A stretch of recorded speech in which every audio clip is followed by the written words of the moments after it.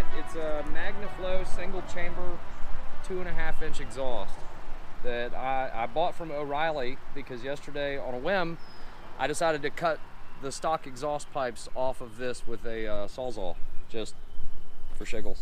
So it's a little bit louder than I wanted it to be, but it'll do for now.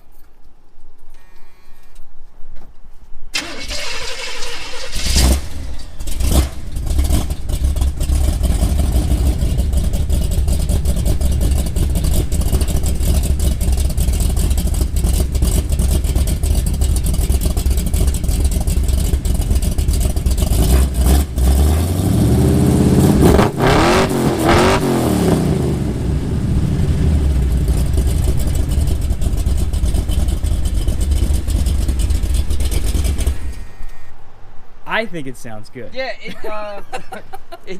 it would sound really good at Dixie Speedway. It's not so good at 6:30 in the morning when I gotta go to work. My neighbors don't like it. But I mean, in placing the exhaust, you knew this was going to be louder. Yeah, I knew it was going to be louder. I just didn't anticipate that loud.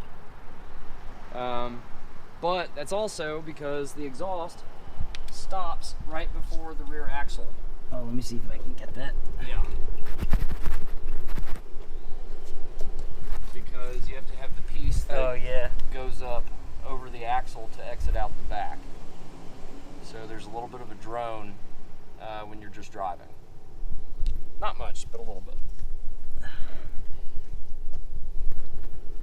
All right, so comment below. Is Proctor's Chevelle too loud? Yes. I say not.